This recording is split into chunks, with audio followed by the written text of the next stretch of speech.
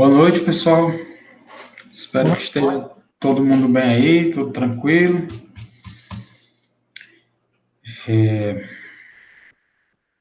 Na aula passada, tá aí passando para tá aí na apresentação, nós paramos aí nessa venda com reserva de domínio, certo? Então, voltando aí, o que é que nós estamos vendo aí para pegar de volta aí o fio da meada, né? Nós estamos vendo o contrato de venda, compra e venda mercantil, que é aquele onde os dois polos, ou mais, né? Pode ser mais também. Que é isso, meu Deus, que a Kelly Cristine está mostrando aí? Que poderá ser isso?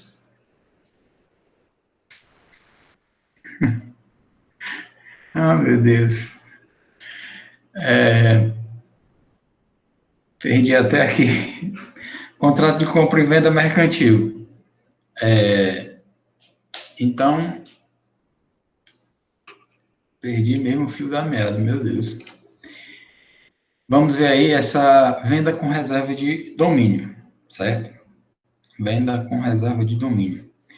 Vamos dar uma olhada aí. Eu mandei para vocês viram aí, né? Eu mandei para o grupo de WhatsApp, mandei para o Siga também, um material para a aula de hoje. Mas esse aqui ainda está na aula passada, tá certo? Ainda está no material que eu mandei na aula passada. Então, deixa eu só diminuir aqui, tem os outros arquivos abertos aqui que estão me atrapalhando um pouco. Só um minuto, pessoal.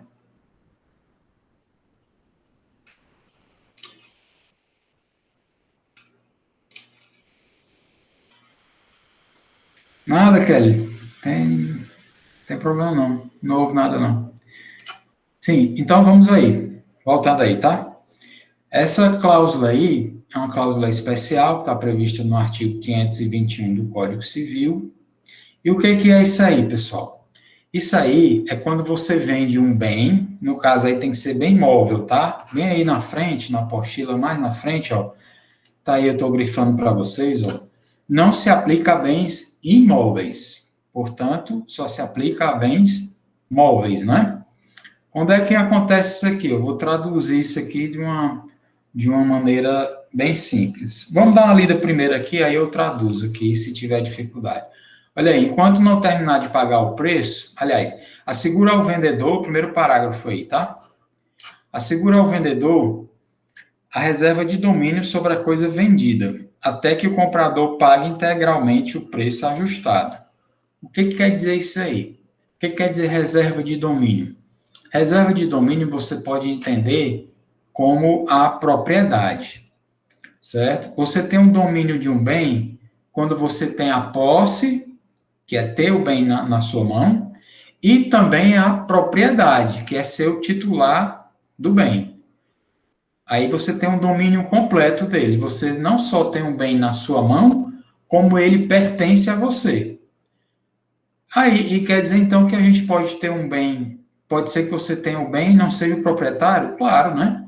Você tem um bem que você alugou, que você pegou emprestado, que você encontrou, enfim, qualquer outra situação onde você tem o bem, tem a posse, né? Mas não tem a propriedade. Se você tem a posse, mas não tem a propriedade, você não dominou, você não tem um domínio por completo, certo? Então, nessa cláusula de reserva de domínio, acontece da seguinte forma: você vende um bem móvel, lembrando que nós estamos falando aqui de empresários. Os dois, o comprador e o vendedor, são empresários, contratos empresariais, tá? Então, novamente, eu trago isso para a realidade da pessoa física para facilitar. Mas não esqueçam que aqui o contrato é empresarial. Então, vamos supor que eu lhe venda um bem móvel, um contrato por escrito, certo? E lá eu faço esse contrato de reserva de domínio dizendo o quê? Que eu lhe vendi o bem, lhe entreguei o bem, a posse do bem, né? Mas só lhe darei você só terá a propriedade, a titularidade do bem, quando você terminar de pagá-lo. Todas as prestações que foram acordadas.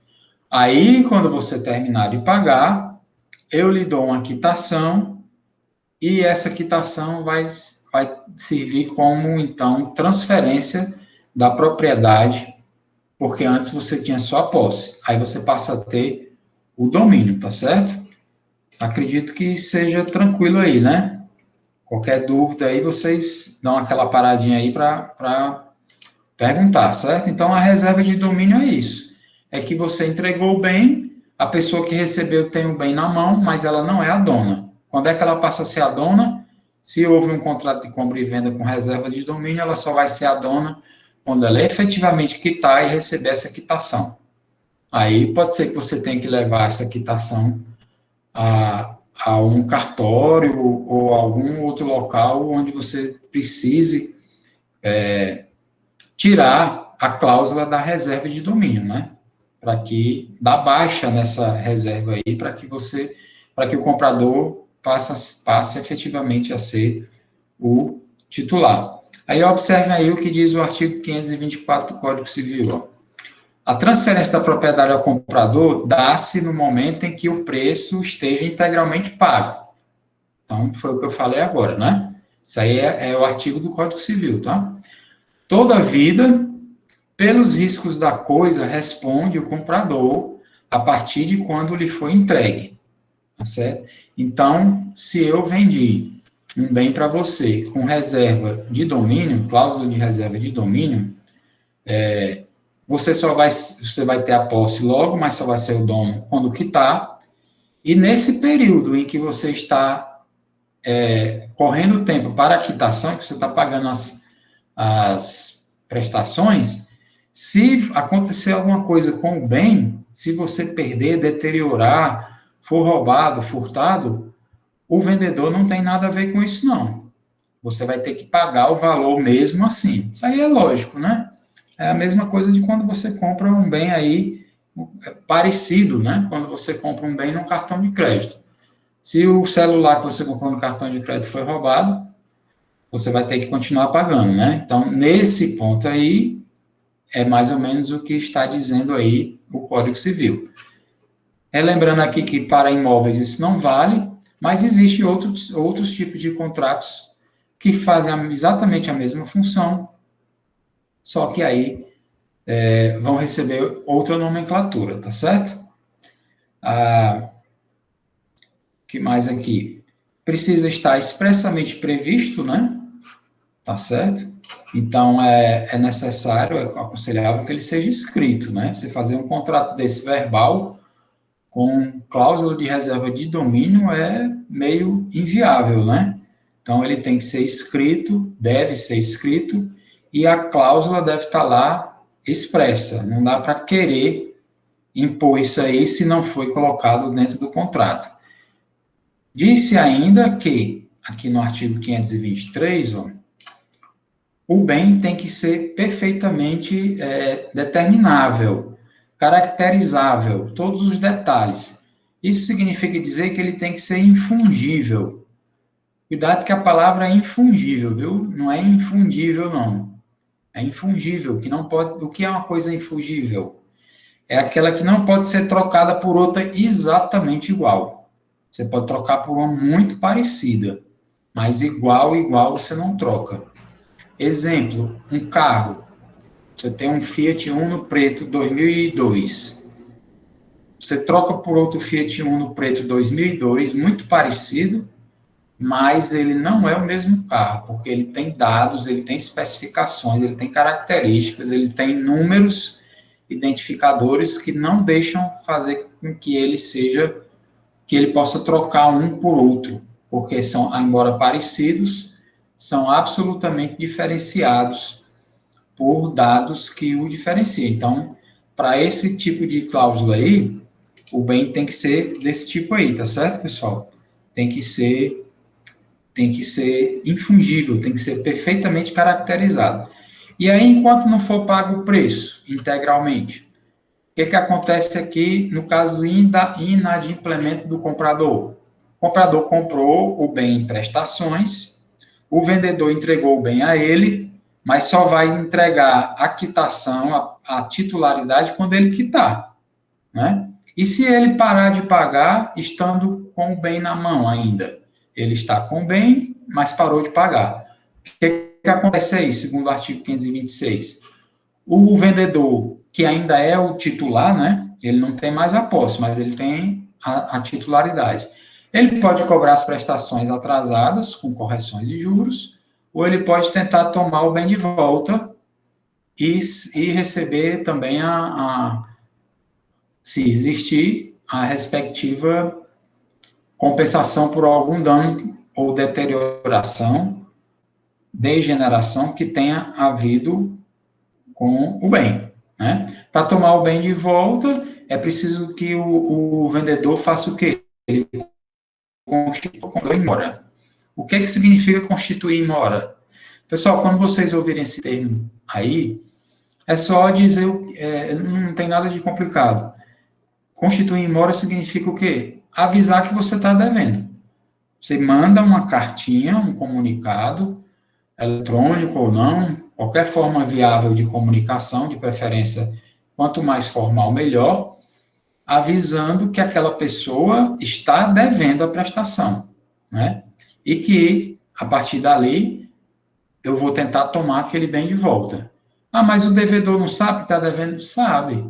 Mas você, tendo uma comunicação formal, provando que você lembrou a ele, vai afastar a possibilidade dele dizer, eu esqueci, eu não sabia, eu não tinha ideia de que você ia tentar tomar o bem.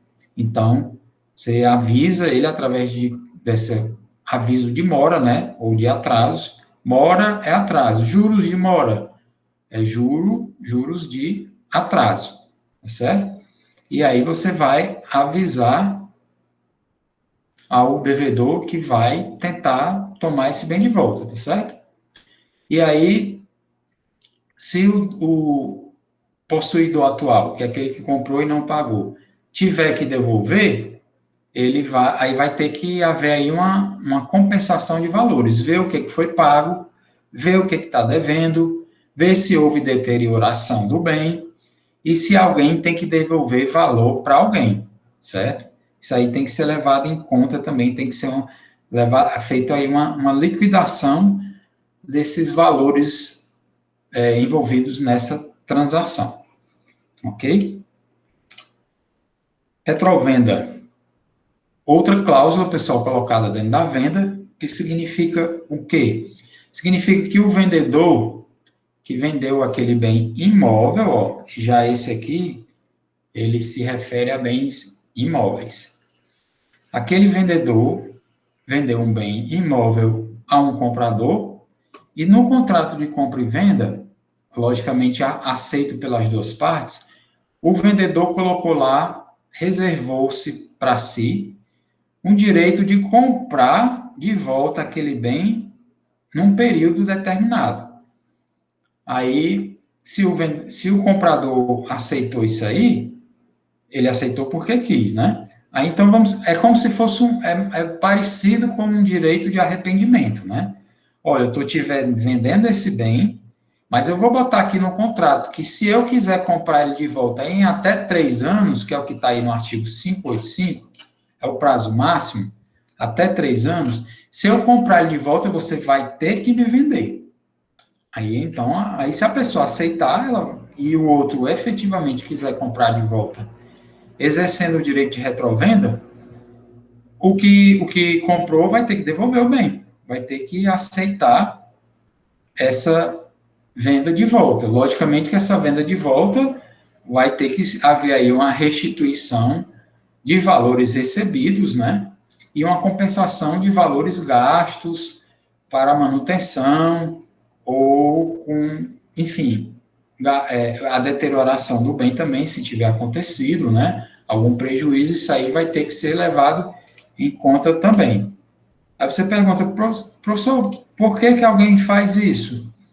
Pessoal, a motivação, o contrato não quer saber essa motivação, não. Qualquer motivo, você, por exemplo, você está vendendo o bem tem medo de se arrepender. Ah, eu estou vendendo porque eu estou precisando. Ou então eu estou vendendo, mas eu acho que dentro de um ano eu me recupero. Dentro de um ano eu vou recuperar a minha condição de pagamento, certo? E eu vou comprar esse bem de volta. Se Deus quiser, eu compro de volta. Aí vai, inclui essa cláusula aqui de retrovenda. Então, é um negócio que faz sentido, né? Tá certo? Aí, se o comprador não quiser, aqui nesse parágrafo, ó, se o comprador não quiser receber o dinheiro, aqui tem direito, né? Ele não quer devolver o bem e não quer receber o direito, o dinheiro de volta. Enfim, ele não quer vender de volta, né? Aí tem o que fazer? Tem. Aquele que quer exercer o direito de comprar de volta, deposita o valor numa conta judicial e aí abre um processo judicial para efetivar judicialmente a retrovenda, né, que é a compra de volta, já que amigavelmente não foi aceito, embora tivesse previsto no contrato. Olha aí o artigo 507 do Código Civil. O direito de retrato, ou seja, recompra, que é acessível e transmissível a herdeiros legatários, poderá ser exercido contra terceiro adquirente. O que importa aqui nesse artigo? O que importa aqui, pessoal, é dizer que esse direito aqui, ó, de comprar de volta, ou retrato, ou recompra, se o titular original no contrato, o polo original, faleceu, esse direito passa para os herdeiros, tá? Então, aí, se o herdeiro quiser exercer esse direito, ele poderá, ok? Algum questionamento aí, pessoal, até aqui? Se não tiver, eu vou passando aí para frente, viu? Então, vamos lá.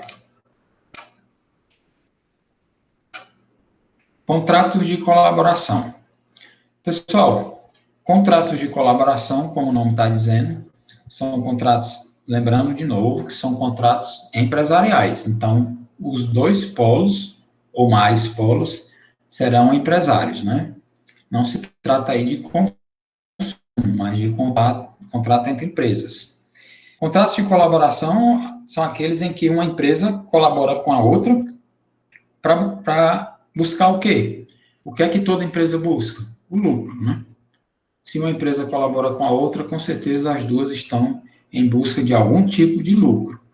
Então, esses contratos que estão aí, o de comissão, de representação comercial, o de concessão mercantil ou distribuição e o de franquia, eles são contratos em que um empresário ajuda o outro e os dois deverão sair no lucro, né?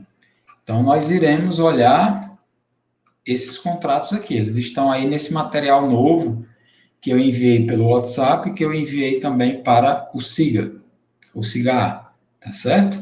Então, essas pessoas jurídicas, essas empresas, elas vão atuar ou por intermediação ou por aproximação. Quando é que ocorre a intermediação? É quando um empresário compra o produto do outro e revende. Aí, então, ele comprou e revendeu e colocou um lucro em cima. E por aproximação, é quando um empresário traz cliente para o outro. Ele não compra o bem para revender. Ele traz o comprador para que o vendedor venda e ele ganha aí uma parcela, uma comissão em cima dessa aproximação que ele proporcionou entre o consumidor e o empresário que tem os bens / serviços à disposição, tá certo? Então, no primeiro, na intermediação, ocorre aqui um ganho, um lucro, porque ele acrescentou o lucro em cima do que comprou, e aqui na aproximação ocorre um ganho por percentual, por uma comissão. Nesses contratos aí, pessoal, de colaboração, existe aí uma subordinação empresarial. Mas essa subordinação empresarial é no sentido de que um empresário vai meio que se subordinar ao direcionamento, às ordens de outro. Então, a subordinação empresarial, ela não é a subordinação empregatícia, tá certo? Um empresário aí não é empregado do outro. Essa subordinação aí está mais parecida para a colaboração mesmo. Não constitui vínculo empregatício, não tem carteira assinada, não tem CLT, não tem direito trabalhista, tá certo? Então, essa subordinação empresarial, ela é apenas para efeito de funcionamento da colaboração contratual, tá certo? Desses contratos aí, o primeiro que nós vamos ver é esse aqui. Eu coloquei na apostila, no material que eu mandei hoje, esse, entre parênteses, distribuição, e eu risquei aqui porque tá errado, certo? Eu escrevi isso aqui no lugar errado, então vocês podem, caso esteja aberto aí, caso vocês consigam editar, vocês podem apagar isso aí.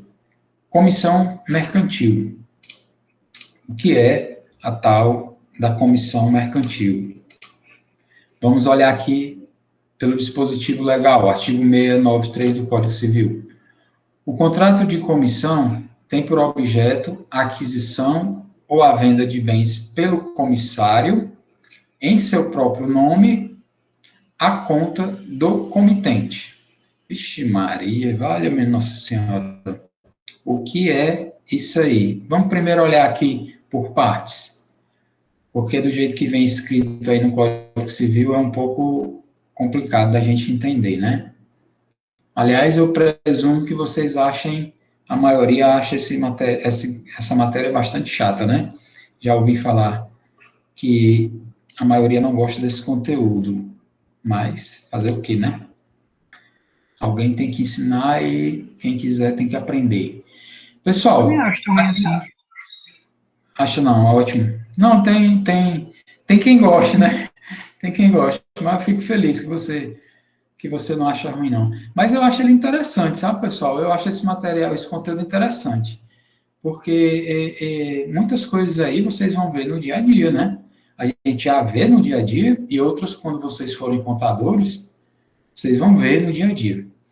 Vamos aqui, antes de analisar esse conceito legal, vamos olhar aqui, pelo menos em primeiro lugar, quem são os participantes.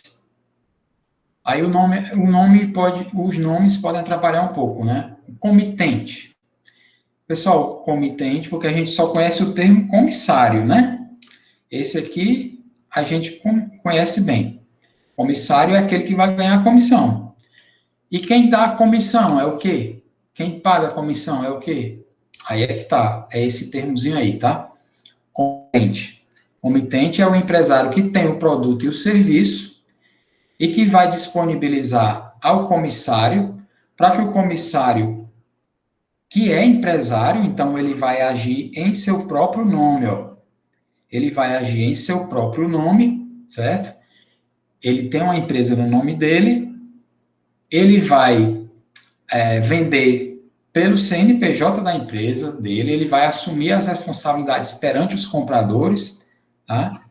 Mas quem vai entregar os bens é o comitente. E quem vai pagar a comissão ao comissário é o comitente, tá certo?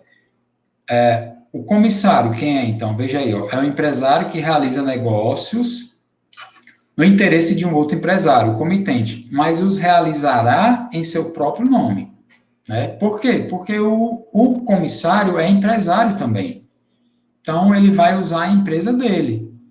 O comitente é empresário também, mas ele vai fornecer. Ele não vai figurar no polo das negociações de compra e venda, ele não vai figurar. Ele não vai aparecer. Quem vai aparecer é o comissário. O comitente vai entregar os produtos ao comissário, o comissário vai entregar ao comprador, mas o nome que aparece na compra e venda é o do comissário e do comprador, e não o do comitente. O comitente não aparece aí no polo. Ele fica por trás disso aí, tá certo? Se der algum problema nessa compra e venda, quem é que vai responder? É o comitente que vai pagar a comissão e entregar os bens, ou é o comissário que vendeu os bens ao a empresa consumidora, a empresa que comprou? É o comissário. O comitente, ele não vai aparecer. Veja aqui, ó, que está aí sublinhado na apostila. O comissário fica diretamente obrigado para com as pessoas com quem contratar, sem que estas tenham ação contra o comitente, nem este contra elas, salvo se o comissário ceder seus direitos. Essa parte aí já pula para não complicar, certo? Então, quem ganha a comissão, que é o comissário, é ele quem vende, é ele quem se responsabiliza, é ele quem entrega os bens que foram produzidos pelo comitente. O comitente não aparece, mas vai entregar os bens. Se der problema, quem responde é o comissário, não é o comitente. Pessoal, isso aí acontece frequentemente quando o empresário que produz o bem, o que efetivamente produz o bem, ele não quer comercializar diretamente. Porque não tem interesse, porque é um mercado que ele vai atuar pouco, que exigiria grande trabalho, desenvolvimento de grande investimento, então ele prefere trabalhar dessa forma, pagando uma comissão a um outro empresário que vai atuar vendendo em nome próprio, porém trazendo vantagem ao comitente, tá certo? Então, nesse caso aí, o comitente fica por fora. E aí o comissário vai atuar segundo as orientações do comitente. Então, tem aí uma subordinação empresarial também, né? Só que não é trabalhista, é empresarial. Olha aí o que o artigo 696 do Código diz. No desempenho das suas incumbências, o comissário é obrigado a agir com cuidado e diligência, não só para evitar qualquer prejuízo ao comitente, porque pode o prejuízo chegar até ele, né? Embora ele não figure, mas pode. Mas ainda para lhe proporcionar, isso aqui é que é a parte principal, que é mais direta, para proporcionar o lucro para o comitente e, logicamente, a comissão para o comissário, certo? Caso não cumpra suas tarefas satisfatoriamente, acarretando prejuízo ao comitente por ato omissivo ou comissivo, poderá o comissário ser responsabilizado. É o que diz o artigo 696, tá certo? Então, se ele causar algum prejuízo ao comitente, é possível que o comitente o acione judicialmente, certo? O comissário deverá ser remunerado como, pessoal? O nome já está dizendo, né? Comissário, ele vai receber uma comissão, certo? Essa comissão vai estar acordada aonde? No contrato entre o comitente e o comissário. Não é entre o comissário e o comprador, consumidor barra empresa consumidora, não, certo? Aí, então, olha aí o que o artigo 701 do Código diz, ó.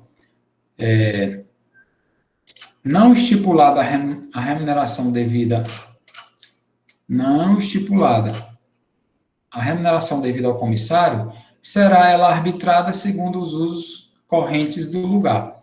Então, é uma situação rara em que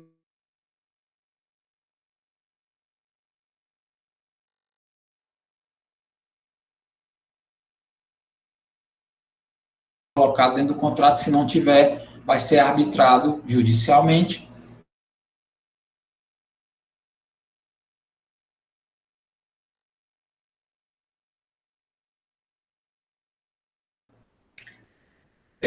Nesses contratos de colaboração, pessoal, nós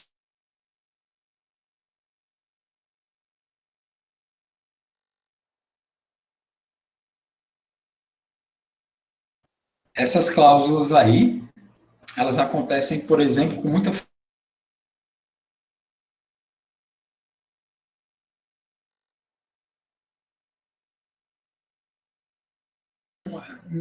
com uma das partes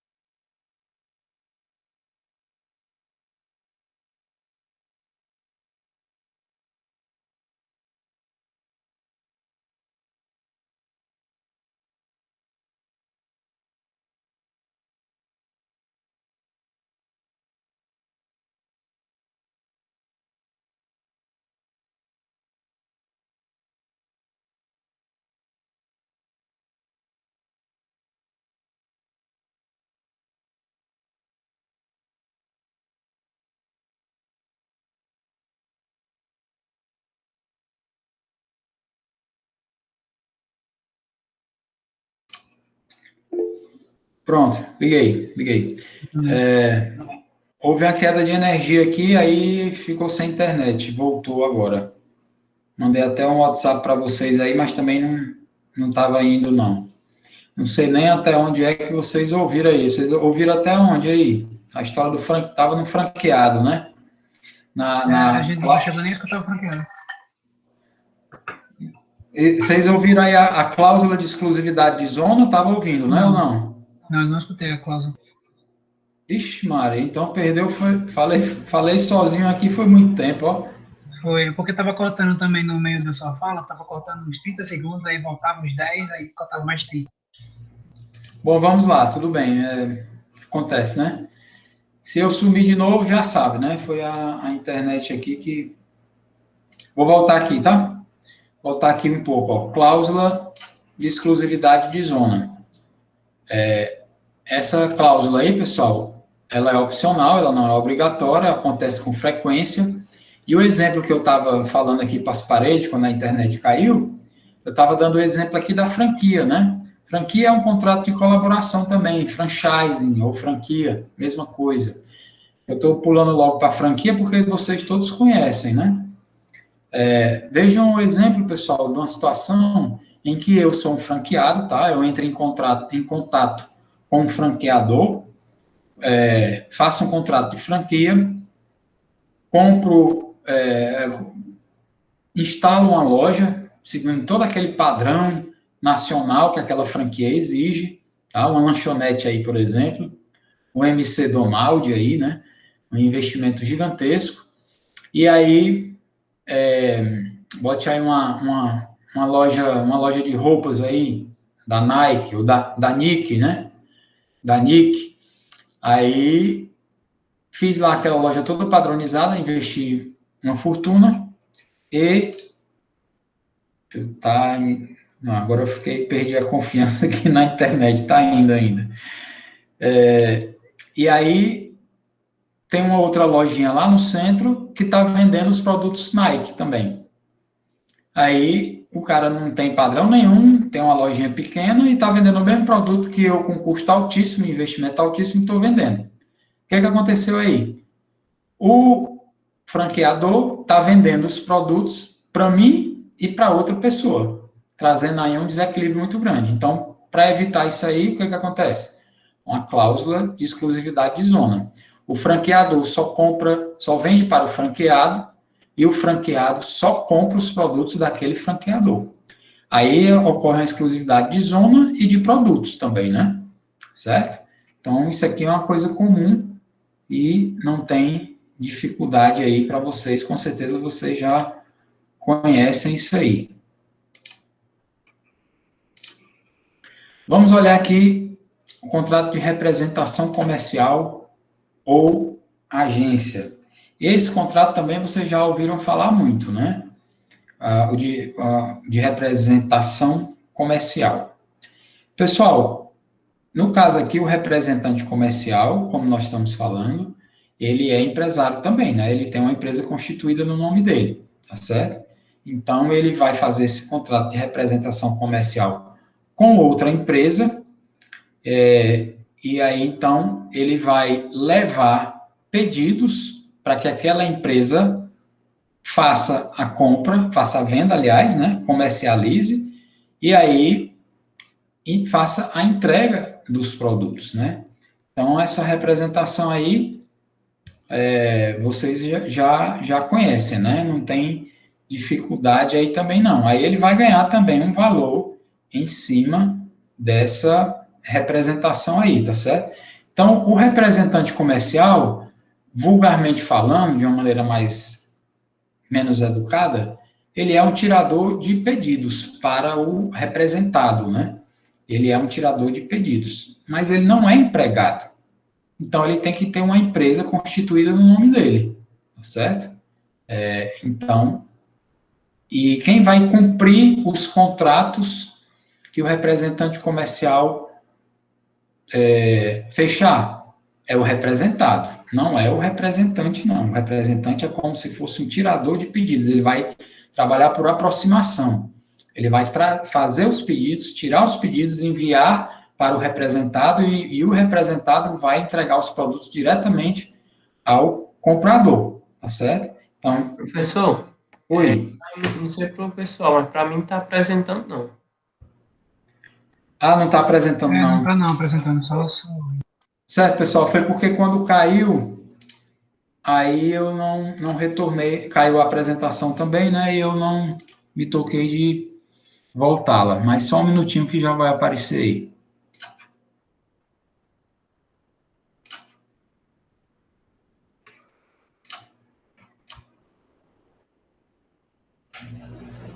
Apareceu agora aí? Tranquilo.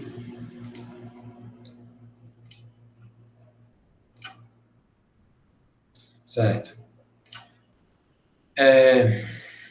Então, é isso aí que o representante vai fazer, tá certo? Só que no Código Civil, pessoal, o representante comercial, ele recebe esse nome aqui de contrato de agência. Ele é chamado de agenciador, né?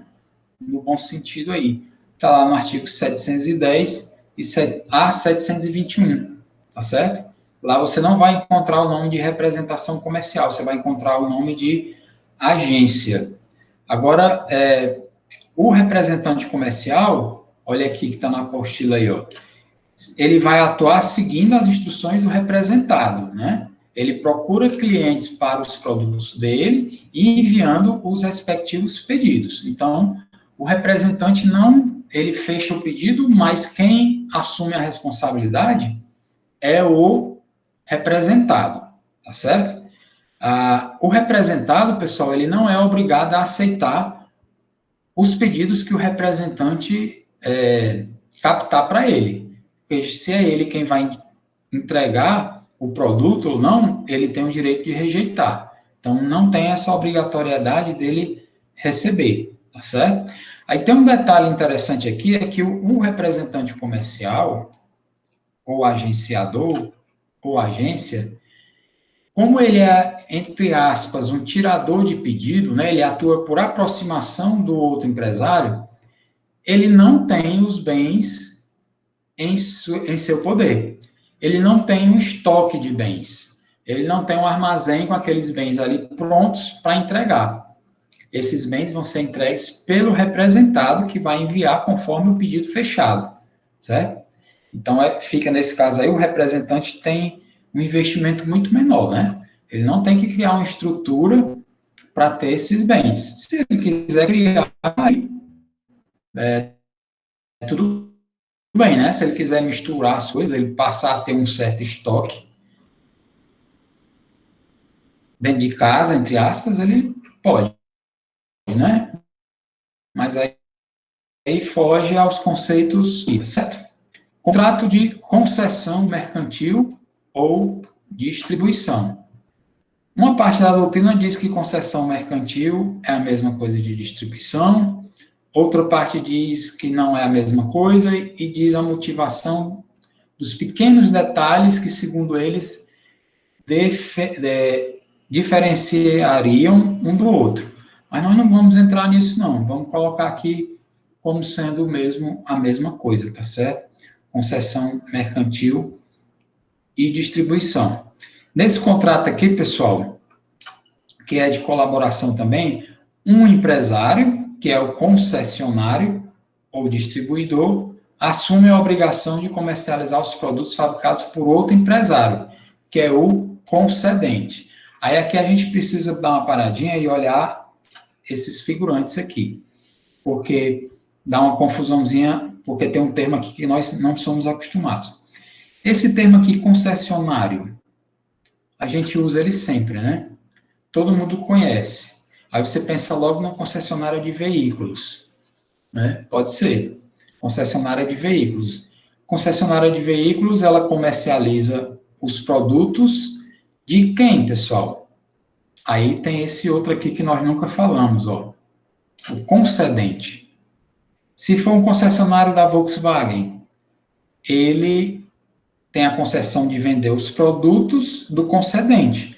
Quem é o concedente? A Volkswagen, tá certo? Então, o concessionário recebe essa autorização para vender os produtos do concedente, que é a própria fábrica, tá certo? Que é ela quem disponibiliza os produtos, né? Ela quem fabrica e disponibiliza para o concessionário, e o concessionário comercializa com o consumidor final. Aí tem aqui uma grande diferença entre a concessão comercial e a representação comercial. É que o concessionário, ele deve ter aquele produto ali em mãos, disponível, não é? Se você chegar na concessionária de automóveis, teoricamente ele tem o carro lá para lhe vender e entregar na hora, né?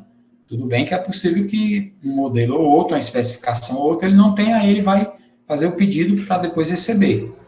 O representante, dificilmente ele tem esse bem. O concessionário, ele deve ter o bem, tá? Então, aí é uma diferença que existe aí. Pessoal, só que tem um detalhe aqui. A concessão de veículos, de venda de veículos, as concessionárias de veículos, elas são um contrato de concessão, entretanto, é um contrato específico. Tem uma legislação específica. Os outros não têm. Os outros são regrados apenas pelo Código Civil e fica aí vigendo a liberdade contratual. Já quando se tratar de concessionária de veículos, aí tem uma lei específica. Tá? Nós não vamos adentrar essa lei, mas ela existe, ela está aí, chamada de Lei Ferrari. Tá? Aí quem quiser dar uma olhada nela, fica à vontade. Mas os outros contratos de concessão ou distribuição, comuns aí que nós conhecemos, ó, bebidas e alimentos. Né? Quem é o distribuidor da Heineken aqui em Mossoró? Você vai atrás do distribuidor, ele é um empresário, né? Ele é concessionário da marca Heineken, é o distribuidor, né? Pode ser que ele não tenha exclusividade ou não, só da marca ou não, né?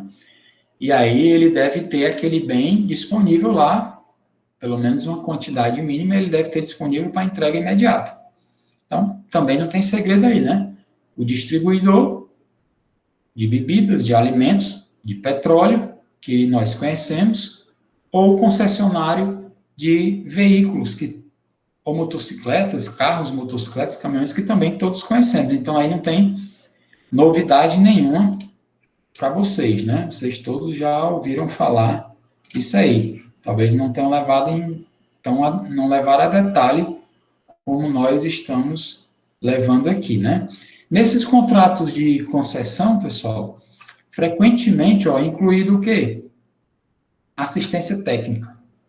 O concessionário, frequentemente, quando é um produto que demande isso, né? Não é um produto de consumo imediato, é um bem durável, é possível que haja incluído aí nesse contrato de concessão ou distribuição entre os dois empresários, um concedente e o outro concessionário, inclusão de prestação de serviços também, certo?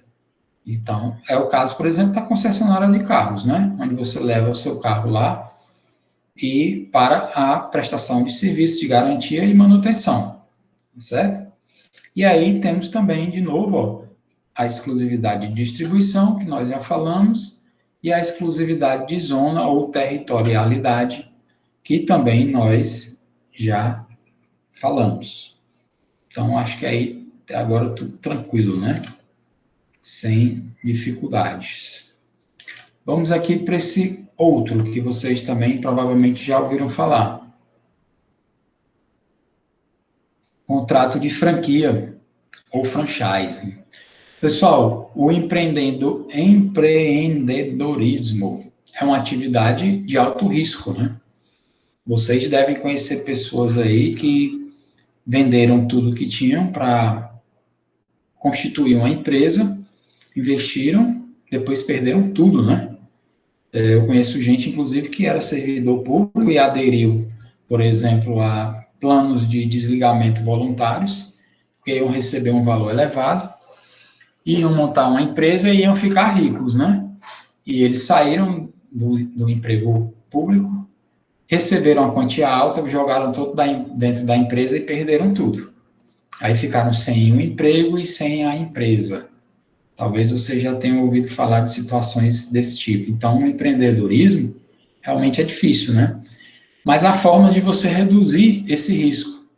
Uma das formas que tem é justamente através do contrato de franquia, ou franchising, onde existem aí dois polos, o franqueador e o franqueado.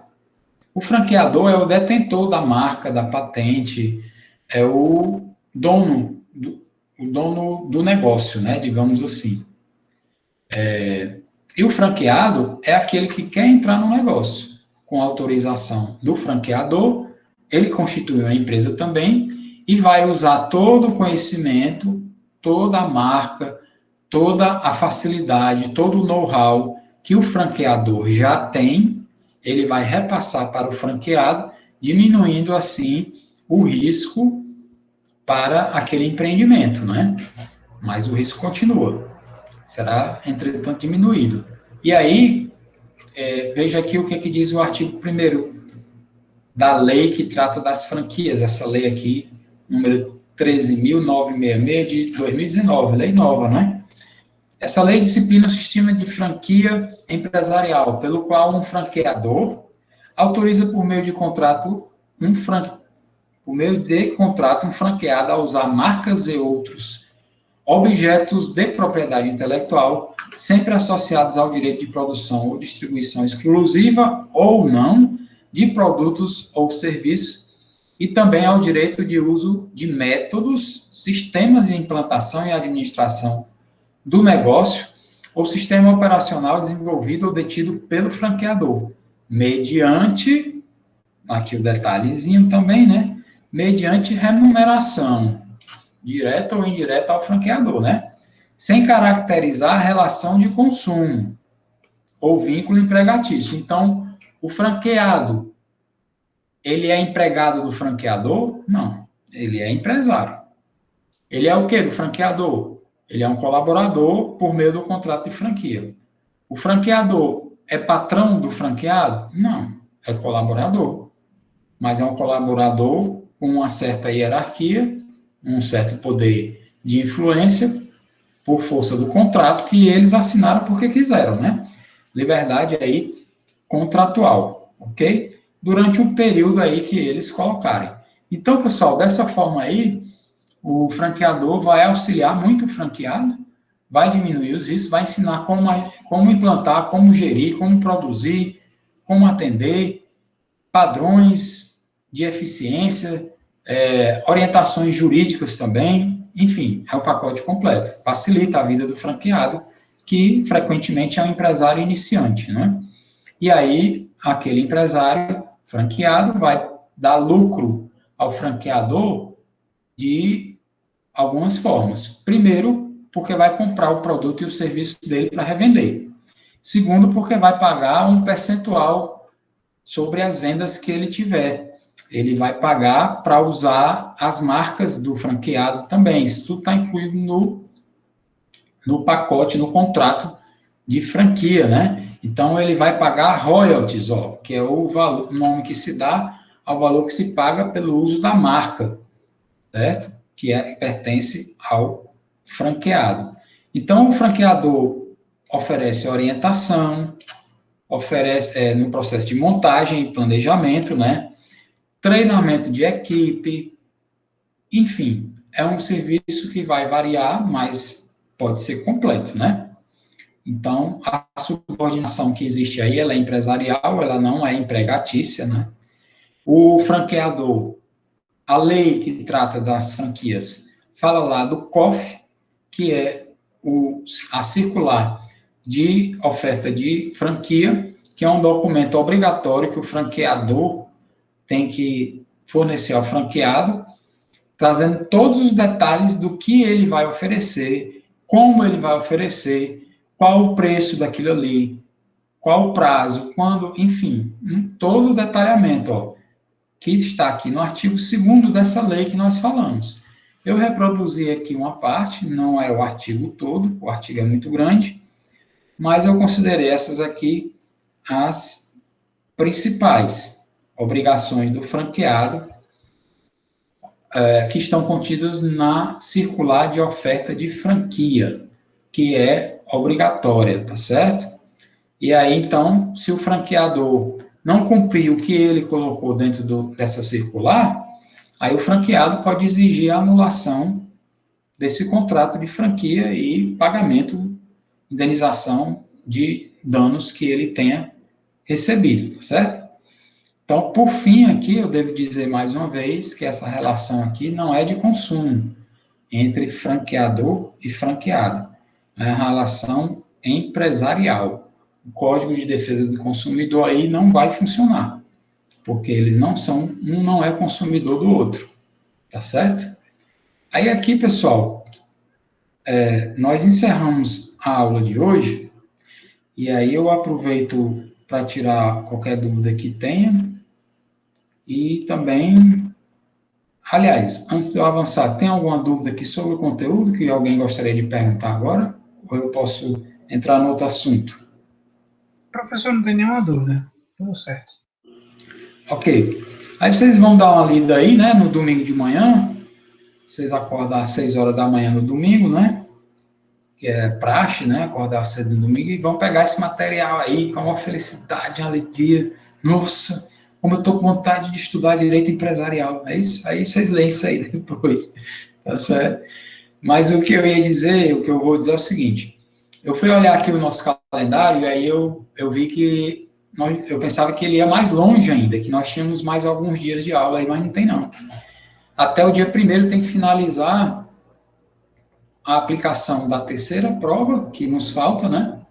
E ainda a reposição de quem perdeu. E tem gente aí que perdeu, provavelmente vai querer repor. O que significa dizer? Que então essa aula de hoje é a última, tá certo? Porque nós vamos botar a prova, vamos ter que antecipar a prova para quinta-feira. A terceira prova a gente coloca nessa quinta-feira, tá? Vou colocar lá no SIGA e antecipa vocês logo agora, que a prova que seria só na outra semana, se deixar para outra semana só, não vai ficar muito aperreado, porque eu tenho que corrigir, porque eu tenho que lançar, tenho que fazer a reposição, então não dá tempo, tá? Então, fica avisado aí para vocês que a terceira prova será nessa quinta-feira, naquele mesmo esquema, do mesmo jeito, repetição, mudando, obviamente, o conteúdo, tá certo? Mesmo prazo, 48 horas, então não vai ter dificuldades aí para vocês, tá certo? E aí, prestem atenção quando forem fazer a prova, porque na primeira prova vieram vários trabalhos que não respeitaram as regras que foram colocadas no trabalho, aí passou, tirei uma pontuação muito pouca, avisei, no segunda prova veio de novo trabalho, de novo desrespeitando o que foi combinado, apesar do aviso, aí eu tirei uma nota bem maior, então teve gente que se sentiu prejudicada, mesmo não tendo cumprido o acordado e mesmo estando avisado. Aí eu aviso de novo, leiam o trabalho, é pouca coisa, as regras são poucas, e cumpram. Porque se no primeiro passou, no segundo teve prejuízo, no terceiro, pessoal, se vier de novo, trabalho incompleto, trabalho de cabeça para baixo, trabalho ilegível, trabalho sem referência, trabalho copiado da apostila, e etc., eu não vou considerar. Aí vai ser aquela confusão, né? Então, é tranquilo, façam de boa, tem tempo, não tem erro, praticamente está todo mundo muito bem. Então, fica combinado com vocês assim, pode ser? Pode ser, professor. Alguém tem aí alguma sugestão, alguma reclamação? Professor, essa prova vai ser sobre esses dois últimos textos que o senhor colocou, né? Rapaz, é a partir. Agora está faltando aqui na minha mente aqui, deixa eu ver aqui. Porque a terceira unidade, o senhor disse que já era um assunto que já não estaria naquela apostila. Aí o senhor foi Exatamente, tem razão, tem razão. É a partir de contratos, tá? Não é só esse textozinho último aqui, não, né? Não, os dois últimos. O anterior a esse e esse. Tudo que tiver de contratos, né? É o que cai, certo? Incluindo. Só que tem uma parte da prova que está nos textos que eu mandei para vocês, tá? E tem uma parte da prova que não está em texto nenhum. Aí significa dizer o quê? Que essa parte eu quero justamente, que são alguns contratozinhos que eu acho importante, eu vou olhar ainda qual é, que eu vou botar na prova e vocês vão pesquisar sem problema nenhum, tá certo? Eu não dei a aula de um ou outro contrato que eu vou cobrar na prova, porque eu quero justamente que vocês pesquisem. Mas aí não tem dificuldade nenhuma, porque a prova é pesquisada com bastante tempo e todos esses contratos são, como vocês estão vendo aí, são tudo desse tipo aí, né? Tudo coisa simples, tá? Então não se assustem se eu perguntar um contrato e vocês vierem no material e disserem, o professor está cobrando o que não deu. Exatamente, eu estou cobrando o que não deu, que não dei. Por quê? Porque foi dada a teoria geral, foi dada a introdução, e eu quero que uma parte dessa terceira nota vocês peguem um contrato e pesquisem por conta própria mesmo, mas não tem dificuldade. Coisa simples, tá? Do jeito que tem sido até agora. Ok? Mais alguma coisa aí? Acho que não, né? Pessoal, então, como essa é a última aula, não sei se nós ainda vamos ter outra aula ou falar pelo Google esse semestre ainda, não sei, talvez não, né? Porque depois que faz a prova e vem a nota, aí pronto, né? Já era, né? Cada um toma o seu caminho. Então, quero agradecer a vocês aí pela atenção, desejar a vocês sucesso na prova nessa terceira prova, né? Quem for repor também. Acredito que ninguém vai para a prova final, mas é possível ainda. Desejar a vocês aí sucesso no curso de vocês, que se dediquem, que dê tudo certo, saúde para todo mundo, para a família de vocês, né? Porque nesse momento o que é mais importante para todo mundo, diante de tanta desgraça que a gente está vendo aí, na verdade está sendo muito mais a saúde do que qualquer outra coisa, né? Peço desculpas aí por qualquer falha aí que eu tenha tido, né? Porque nós não conseguimos ser 100% em nada, né? Agradar todo mundo é muito difícil. Então, é isso aí. Estou ainda à disposição, né? Estou me despedindo aqui, mas não acabou ainda não. Ainda tem aí a prova, ainda tem a correção, reposição, e ainda estarei disponível até mesmo depois que o semestre acabar. Quem quiser entrar em contato comigo para alguma coisa, estarei disponível. Então, é isso aí. Deixo um abraço aí para vocês. Tudo de bom. Valeu, professor. sucesso, viu? Parabéns pelo professor que é. Com certeza, tenho que agradecer também. Você é um dos poucos professores que tem tanta dedicação ao conteúdo. Agradeço muito pelas suas aulas. Obrigado, Jadson. Obrigado, Luísa. Obrigado, Saulo, vocês todos aí. Muito obrigado. E é isso aí, né? Luísa, Saulo, todo mundo aí. Francisco, até o pessoal que já saiu, eu agradeço. Então é isso, pessoal. Não acabou não, estaremos em contato aí, a gente vai se falando, tá certo? Vou encerrando aqui. Uma boa noite para vocês. Até mais. Até mais.